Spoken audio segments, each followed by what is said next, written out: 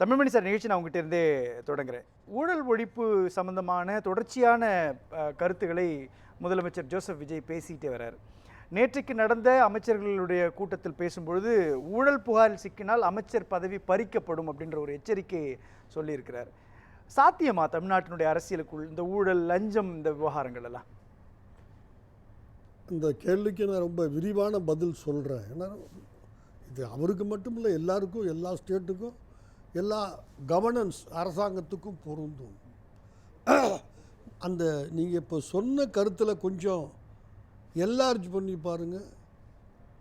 அமைச்சர்களை பதவியிலேருந்து எடுத்து விடுவேன்னு சொன்னார்னா அமைச்சர்கள்ட்ட ஊழல் இருக்குன்னு அவர் மனசில் படுது இல்லையா? 50 நாளுக்குள்ளே எப்படி சார் சாத்தியம்? அவரும் மனசில் படுதுங்க, என் மனசில் படலை. ஒரு பெண், ஒரு வழக்கறிஞர் வழக்கு போட்டு ஹைகோர்ட்டில் நடந்துக்கிட்டு இருக்குது. 50 நாள் ஒரு வழக்கறிஞரை அப்பாயின்ட் பண்ண ஒரு அமைச்சர், அந்த கட்சியினுடைய மூத்த, நான் பேரெலாம் சொல்லலை, எனக்கு அவசியம் இல்லை, எனக்கு வழக்கு நடந்துக்கிட்டு இருக்கு, பணம் கேட்டார்னு. ஒரு பஞ்சாயத்து பிரசிடண்ட்டு கைதே பண்ணாங்க நேற்று. எனவே அமைச்சர் லெவலில் இருக்குன்னு அவருக்கு தோணுது, எனக்கு தோணலை. அதனால தான் அமைச்சரை எடுத்துருவேன்னு அவர் சொல்கிறார். சார், அவர் 400 அடியில் நிற்கிறாரு, நான் 20 அடியில் நிற்கிறேன். அவர் கண்ணுக்கு படுறது என் கண்ணுக்கு படாது. அவர் கண்ணுக்கு சில அமைச்சர்கள் சரியில்லை, அவ்வளோதான். அதுக்கு தாண்டி சொல்லலை, பட்டிருக்குது. அதனால தான் நான் மருந்து வாங்கி ரெடியாக வச்சுருக்கிறேன். வியாதி இருக்கிறது அவருக்கு தெரிஞ்சிருக்கு, அதை அதோடு நிறுத்திக்கிறேன், விட்டுருக்கேன். சார், ஒரு நாடு ஜனநாயக நாடாங்கிறத கண்டுபிடிக்கிறதுக்கான சில அறிகுறிகள் இருக்குது. சாராயம், விபச்சாரம், லஞ்சம், ஊழல், இதெல்லாம் இருந்தால்தான் ஜனநாயக நாடு. இதெல்லாம் இருக்கக்கூடாது தானே சார் எல்லாரும் பேசுவாங்க? ஏன்னா இதெல்லாம் இருக்கக்கூடாது தானே சார் பேசுவாங்க எல்லாரும்? இதெல்லாம் இருக்கக்கூடாது என்பது உண்மை. நாம் மரமான இல்லாட்டி அது எதேச்சதிகார நாடாக போயிடும். ஒரு ஜனநாயக, சார் ரொம்ப எளிதாக சொல்கிறேன், லஞ்சம்ங்கிறது காசு கொடுக்கறது, ஊழலுங்கிறது காசு கொடுக்கறதுன்னு வாங்கிறதுன்னு நீங்கள் நினைக்கக்கூடாது. அது தவறு, அந்த எண்ணம். 10 மணி ஆஃபீஸ் காலில் வரத்துக்கு ஏன் 10:15 வரைக்கும் அட்டண்டன்ஸ் க்ளோஸ் பண்ணுறது இல்லை? அவன் 8 நிமிஷம், 9 நிமிஷம், 12 நிமிஷம் லேட்டாக வந்துட்டானல்ல, ஏன் க்ளோஸ் பண்ண மாட்டேங்கிறீங்க? ஏதாவது அவசர இதுவாக இருக்கும், கொஞ்சம் தாமதமாகலாம், ஒரு 1/4 மணி நேரம், வர வழியில் ஏதாவது டிராஃபிக்காக இருக்கலாம். எங்கேயாவது சொல்லியிருக்கா சட்டத்தில் 15 நிமிஷம் அனுமதிக்கலாம்னு? உங்களுக்கு தெரியுமா? எனக்கு தெரியாது. ஏன் அனுமதிக்கிறீங்க? ஏன் சார்? அது ஏன் 10 நிமிஷமாக இருக்கக்கூடாது? ஏன் 20 நிமிஷமாக இருக்கக்கூடாது? நீங்கள் ஒரு 15 நிமிஷம்னு அப்புறம் அட்டண்டன்ஸை உள்ளே எடுத்தது இருக்குது மேனேஜர் எல்லா இடத்துலையும். ஏன்? வேறு காரணம் இல்லை. அவன் கேஷுவல் லீவ் போட்டு வீட்டுக்கு போயிடுவான். நீங்கள் அட்டண்டன்ஸை 10 மணிக்கு க்ளோஸ் பண்ணிட்டீங்கன்னா 1/4 மணி நேரம் அவனுக்கு கிரேஸ் டைம் கொடுக்காம அந்த அலவன்ஸே லஞ்சம். தயவு செஞ்சு நான் சொல்கிற டிஃப்ரென்ஸை புரிஞ்சுக்குங்க. அவனுக்கு கேஷுவல் லீவ் இருக்குது சார், கேஷுவல் லீவ் இருக்குது, இஎல் இருக்குது, போட்டு போயிடுவான். அவன் லஞ்சம் வாங்கக்கூடியவங்க போயிட்டு போக வேண்டியதானே சார்? அவங்களால ஒரு நன்மையும் இல்லைல்ல. நான் லஞ்சத்தை பற்றி இல்லைங்க, அந்த 15 நிமிடம்ங்கிறதே, அந்த ரிலாக்ஸேஷனே லஞ்சம் தான். அப்போ நான் எப்படி கேட்குறேன், லஞ்சம்ன்றது ஒரு ரிலாக்ஸேஷனாக இருக்குமா? இருக்கலாமா? வேறு வழியே கிடையாது சார். இருக்கும். அது இருந்தால்தான் அது ஜனநாயக நாடுன்னு அர்த்தம். நான் இப்போ கொஞ்சம் விளக்கமாக சொல்லிடுறோம், உங்களுக்கு எல்லாருக்கும் புரியும். யாருமே, எந்த எம்எல்ஏவுமே லஞ்சம் வாங்காமல் ஆனஸ்டாக இருக்க முடியாது. நான் ஒரு 4-5 நிகழ்ச்சி சொல்கிறேன் உங்களுக்கு, குயிக்காக டயத்தை மற்ற சகோதரர்கள் போய் சொல்லணும். ஒரு காலையில் எனக்கு தெரிஞ்சு நான் பல எம்எல்ஏக்களுடன் நெருங்கி பழகிட்டுருக்கிறேன். பொன் விஜயராகவன்கிறவர் பொன்னப்பநாடாருடைய பையன், என்னுடைய சட்டக்கல்லூரி தோழர். அவர் தான் முதல்ல எனக்கு தெரிஞ்ச எம்எல்ஏ. ஓரளவுக்கு அடுத்து இன்றைக்கி ஸ்பீக்கராக இருக்கார்ல ஒருத்தர், பிரபாகர், அவர் பிறகு இப்போ கால ஓட்டத்தில் ஆனால் நான் என்ன பார்க்குறேன்னு கேட்டிங்கன்னா வீட்டில் காலையில் எந்திரிச்சு எப்படியும் எனக்கு தெரிஞ்சு காலையில் டிஃபன் சாப்பிட்டு யாரும் வீட்டில் கிளம்புறது இல்லை. இருக்கலாம், ஏதாவது ரேராக இருந்தால் நான் ஒன்றும் பண்ண முடியாது. இன்னும் 2 பேர் ரெண்டு காரில் ஆள் காத்துக்கிட்டு இருக்காங்க. இவர் வந்து குறைஞ்சபட்சம் காலையில் இவர் வீட்டில் ஒரு 20 பேருக்கு ஒரு டீ கொடுக்கணும்னு சொன்னால் கூட ஒரு டீ 10 ரூபா கணக்கு பார்த்தா கூட யாரும் கவர்மெண்ட் அவ்வளோ அலவன்ஸு தினமும் கொடுக்கறதில்ல. 3 காரில் கிளம்புறாங்க சார். காலை சாப்பாடு ஒன்று அந்த மற்ற காரில் வர்றவன் பில்லு கொடுக்க ஒரு அனுமதிக்கணும் எம்எல்ஏ உண்டு. அவன் ஏதோ ஒரு காரணத்துக்காக தான் 2500 பில்லு கொடுக்குறான். இல்லை சில இடங்களில் ஹோட்டல்லையே வாங்கிறது இல்லை. இவருடைய ஆதரவு ஏதோ ஒரு தப்புக்கு அவனுக்கு தேவை, ஹோட்டலில் வாங்காமல். ஆனால் காலைல 2500, மத்தியானம் ஒரு என்வி ஹோட்டலில் சாப்பாடு. கருப்பையா மூப்பனார் ஒன்று தான் எனக்கு தெரிஞ்சு 12 வண்டி கூட வந்தால் 12 வண்டிக்கும் கை காசில் பெட்ரோல் போட்டார். எப்பெல்லாம் அவர் சாப்பிட்டாரோ அதே சாப்பாடு வாங்கி கொடுத்தாரு. மற்றது எனக்கு தெரிஞ்சு யாருமே இல்லை. இந்த 3 வேளை சாப்பாடு காரில் ஒரு நாள், ஒரே ஒரு நாள் 24 hours ஆஃப் அண்ட் எம்எல்ஏ இன் தமிழ்நாடு ஒரு 15,000 ரூபாய் வேணும் ஒரு எம்எல்ஏக்கு. இது எல்லாருக்கும் தெரியும். நான் இப்படி புரிஞ்சுக்குவா, எம்எல்ஏக்கள் அல்லது அமைச்சர்கள், அமைச்சர்கிட்ட நான் போகல. இப்போ எம்எல்ஏ இல்லை சார். இப்போ இவங்க வந்து அவங்களுக்கு கூட இருக்கிறவங்கள கொஞ்சம் ஓரளவுக்கு அவங்களுக்கு தேவையான விஷயங்களை செய்யணும்னா லஞ்சம்ன்றது தேவைன்றீங்களா, அவசியம்ன்றீங்களா? அது செய்து கொடுக்கறதே லஞ்சம் தானே. சரி, எனக்கு புரியலைங்க சார். லஞ்சம் ஊழல் ஒழிக்கணும் அப்படின்னு சொல்கிறவங்களே லஞ்சம் வாங்காமல் அரசியல் நடத்த முடியாது, களத்தில் இருக்க முடியாதுன்னு சொல்கிறதே ஏற்புடையதாக இருக்குமா? தமிழ்நாட்டில் ஊழல் ஒழியணும், மக்களுக்கு எல்லாம் போய் சேரணும்னு ஒருத்தர் கனவுகளோடு பேசுகிறாருன்னா அவரே அப்படித்தான் இருக்க வேண்டிய கட்டாயத்தில் இருக்கிறார். சொல்லுங்க, அவரை சொல்ல சொல்லுங்க முதலமைச்சரை. எனக்கு ஒன்றும் விரோதம் கிடையாது. நாளைக்கு காலையில் தொகுதிக்குள்ளே ஒவ்வொரு எம்எல்ஏவும் ஒரு டிவிஎஸ் 50 மட்டும்தான் போகணும் முடியும். நான் சொன்ன எதுவும் கிடையாது. இல்லை, அவர் 10 ரூபா கொடுத்து எங்கேயாரும் இட்லி சாப்பிட்டுக்கிட்டும் ஒரு 2 லிட்டர் பெட்ரோல் போட்டால் ஒரு 108 கிலோமீட்டர் போகும் டிவிஎஸ் 50. ஒரே ஒரு இருக்கிறாங்க கம்யூனிஸ்ட் எம்எல்ஏ 1-2. எளிமையாக வாழறதுக்கும் இதுக்கும் வித்தியாசம் இருக்குல்ல. இன்னைக்கு காருன்றது ரொம்ப சாதாரணமான நிகழ்வாக மாறிடுச்சு இல்லையா? காருக்கு டிவிஎஸ் 50 போகணும்னு சொல்கிறீங்க. காருக்கு பெட்ரோல் போடுறதும் சாதாரண விஷயம்.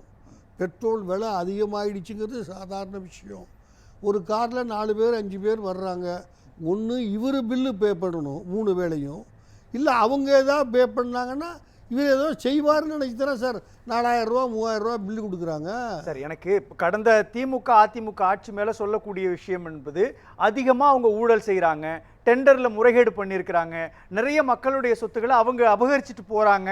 இதுதானே காலகாலமாக விமர்சனமாக முன்வைக்கப்படுது எல்லா கட்சிகளாலும். அது இனிமே இருக்காது, இது ஓப்பன் கவர்னன்ஸ், இதுக்குள்ளே எல்லாருக்குமான திட்டங்கள் மக்கள் நல சேவைகள் செய்யப்படும், ஊழல் இருக்காதுன்னு சொல்றது வரவேற்க வேண்டிய விஷயம் தானே சார்? இது நான் ஒரு பெரிய லெவல் ஊழலையே சொல்லலை. இதை நீங்கள் இல்லை சார், யாரும் 3 வேளையும் அவங்கவுங்க வீட்டில் சாப்பிட்றாங்க, 15 பேர் போய் சாப்பிட்றது இல்லைன்னு சொல்லுங்கள். நான் சொல்கிறது கம்ப்ளீட்டாக தப்புன்னு நான் ஒத்துக்கிறேன். எனக்கு தெரிஞ்சு இல்லை. ஒரு டிவிஎஸ் 50 ஒரு எம்எல்ஏ ஒரு தடவை ஒரு ரவுண்டு போயிட்டு வந்தாருன்னு சொன்னால் அது முடியும். நீங்கள் நான் பெரிய ஊழலுக்கே என்ன போகலைங்க, ஒரு சாதாரண எம்எல்ஏயே அது மட்டும் இல்லைங்க. தமிழ்நாட்டில் இதெல்லாம் ஏற்படுத்திட்டாங்க. நீங்கள் காரணம் இவர் காரணம்னு நான் யாரையுமே சொல்லலை. ஒரு சிஸ்டமாக வந்துருச்சு. குறைஞ்சது ஒரு வருஷத்தில் 500 கல்யாணம் போகணும் அந்த தொகுதிக்குள்ளே. ரொம்ப ரொம்ப குறைவாக 5000 ரூபா மொய் எழுதணும். இல்லை அங்கேயே காதுபடையே சொல்கிறான், இவன்லாம் எதுக்குடா எம்எல்ஏன்னு வர்றான், இவனை யாரா கூப்பிட்டா, காதுபட சொல்லுகிறார்கள். ஆமாம் சார், இது எல்லாமே லஞ்சம் வாங்கி தான் செய்யணும்னு இல்லைல்ல. அவரவர்களுக்கு தனி தொழில் இருக்குது, அந்த தொழிலில் வருமானம் வரும், அதை வச்சு அவங்க மக்களுக்கான பணிகள் செய்கிறாங்க, தங்களுடைய தனிப்பட்ட ரீதியிலான விஷயங்கள். ஒரு எத்தனை எம்எல்ஏக்கு தனிப்பட்ட, உங்களுக்கு என்னை விட உங்களுக்கு அனுபவம் அதிகம் சார். உங்களுக்கு தான் சார். இல்லை சார், எத்தனை எம்எல்ஏ அப்படி மாதம் ஒரு 20 லட்ச ரூபா வருமானம் உள்ளவங்க தமிழ்நாட்டில் இன்றைக்கி இருக்கிறாங்க. அவங்க இது காமிச்சிருக்காங்கல்ல சார், நாமினேஷன் போடக்குள்ள அவங்க சொத்து என்ன மாத வருமானம் என்னன்னு காமிச்சிருக்காங்கல்ல. எத்தனை எம்எல்ஏ 234 பேரில் எத்தனை பேர் காமிச்சிருக்காங்க சார். ஸ்டாலினுக்கே மாத வருமானம்னு எனக்கு தெரிஞ்சு காமிக்கல. இபிஎஸ்க்கு எனக்கு தெரிஞ்ச வரைக்கும் அவர் விவசாயின்னு சொல்லிக்கிறார். அவரும் ஒன்று எனக்கு மாதம் 60,000 ரூபா 80,000 ரூபா 3 லட்ச ரூபா வந்துச்சுன்னு அவர் கம்யூனிஸ்ட் லீடர்களே காமிக்கலை. அது மட்டும் இல்லை சார், சாவுக்கும் குறைஞ்சது சாவுக்கு போகணும், ஒரு 5,000 ரூபா கொடுக்கணும், இல்லாட்டி கேட்குறான். ஆனால் அரசியல் மாற்றத்தை ஏற்படுத்தலாம் நம்புறாரு இல்லைங்க சார் தமிழ்நாட்டினுடைய முதலமைச்சர் சார். இந்த 50 நாட்கள் ஆட்சியில் நிறைய டெண்டர்கள் ரத்து செய்யப்படுது. காரணம் என்ன சொல்றாங்க? அதில் முகாந்திரம் இருக்குது, அந்த அடிப்படையில் தானே பண்றாங்க. அப்போ ஊழலற்ற ஆட்சி என்பது ஒட்டுமொத்த மக்களினுடைய கனவுகளாக இருக்கும் பொழுது கனவுக்கு ஒரு நல்ல நம்பிக்கையை கொடுக்கிறார். இதுவரைக்கும் அவர் செய்ததெல்லாம் திமுக ஆட்சியில் இன்னதெல்லாம் நடந்துச்சு, நாங்கள் அதெல்லாம் ஒழிச்சிட்டோம், நாங்கள் பெட்டர்னு என்னையும் அவரையும் கம்பேர் பண்ணி நான் பெட்டர்னு காமிச்சுக்கிறாரே தவிர எனக்கு தெரிஞ்ச வரைக்கும் ஒன்றும் இல்லை. ஒவ்வொரு ஆடி மாதத்துலேயும் எனக்கு நேரடியாக தெரியும் ஒரு எம்எல்ஏவுக்கு ஒரு 35-40 லட்ச ரூபா செலவாகும்.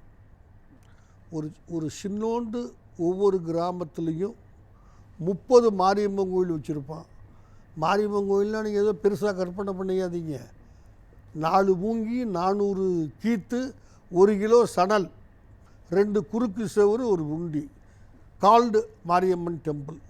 ஆடி மாதம் கூழ் ஊத்துறோம், 2 பேரை பாட விடுவான், ஒரு தின்சா பாடுவாங்க அவங்க, நீங்கள் பார்த்துருப்பீங்க சார். நான் எனக்கு புரியுதுங்க சார். இப்போ இந்த இடத்துட்ட இவங்க கிட்ட ஊழல் வாங்கி இவங்க கிட்ட கொடுக்குறாங்க, இவங்கள்ட்ட கொடுத்தாதான் தாங்கள் அரசியல் நிற்க முடியுன்ற நிலை இருக்குதா? ஊழலை ஒழிக்கவே முடியாது சார், ஒருத்தர் கனவு காண முடியாதா சார்?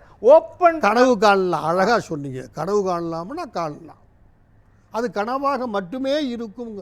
எந்த கட்சிக்கும் தயவு செஞ்சு இவர் மேலே பர்சனலாக அட்டாக் பண்ணுறத நினைக்காதீங்க. இல்லை, நான் எல்லாருமே தான் சொல்கிறேன். நீங்கள் சொல்கிற மாதிரி யாருமே அப்படிப்பட்ட ஒரு ஊழல் புகாரில் சிக்கலையே.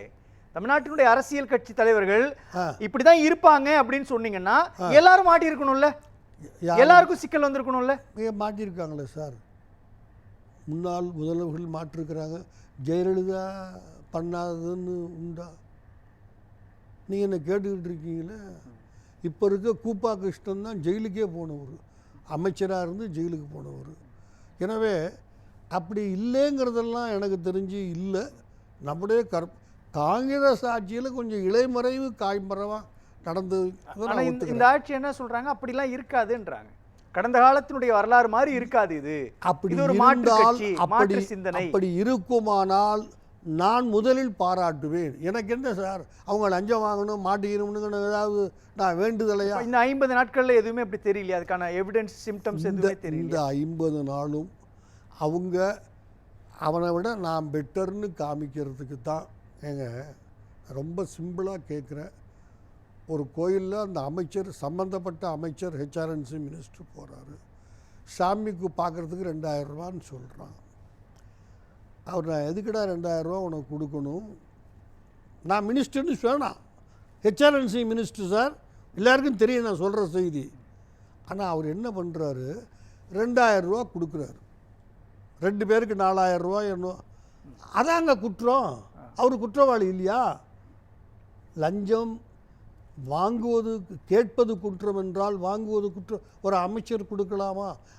அவருடைய ஒரே ஆன்சைட்டி இதெல்லாம் பார்த்தீங்களா திமுக ஆட்சி பண்ணிச்சு, நாங்கள் பிடிச்சிட்டோம். சரி சார், நம்ம உடைச்சு சொல்லுங்களேன் சார். இப்போ ஊழல் ஒழிப்பு அப்படின்ற இந்த கனவு முதலமைச்சருக்கு வருது அப்படின்றது என்ன அடிப்படையில் வருது? ஏதாவது ஒரு அஜெண்டா இருக்கணும் இல்லையா சார் அதுக்குள்ள? சார் அவர் தான் வாங்க வேணாம்னு நினைக்கலாம், நல்ல வருமானம் இருக்கு இருந்திருக்கு, அதை நான் ஒன்றும் குறைவாக சொல்லலை. ஆனால் சாத்தியமா அவர் நீங்கள் ஊழல் அவர் பண்ணாமல் இருக்கிறதுக்கு சாத்தியமானு கேட்டால் நான் உடனே எஸ்ன்னு சொல்லியிருப்பேன், தவறல்ல.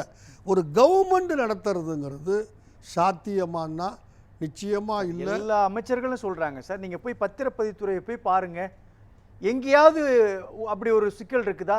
எல்லாம் பயந்துகிட்டு வேலை செய்யறாங்க அதிகாரிகள் அப்படின்னு சொல்றாங்கல்ல. இதே இந்த 50 நாட்களினுடைய ஆட்சியில தான் நடக்குது. இது நியூ ப்ரூம் ஸ்வீப்பெல்னு ஒரு பழமொழி இருக்குது, உங்களுக்கு தெரியும்னு நினைக்கிறேன். அந்த வார்கோல் புதுசாக வந்தால் கொஞ்சம் நல்லா அழகாக கூட்டிகிட்டு இருக்காங்க. கூட்டட்டும், வேண்டான்னு சொல்லலை. எவ்வளவு நாள் இதுக்குள்ளேயே வந்துருச்சுங்கிறத புரிஞ்சுக்குங்க நீங்கள். இதுக்குள்ளேயே கெட்ட பேர் வந்துருச்சு, ஹைகோர்ட்டில் வழக்கு வந்துருச்சு, கைது பண்ணியிருக்கிறாங்க காசு வாங்கினதாக. எனவே அவங்களுடைய முயற்சி தப்பு அப்படின்னு நான் சொல்ல விரும்பலை, பாராட்டுற மனமாற. முடியுமான்னா நிச்சயமாக முடியாது சார்.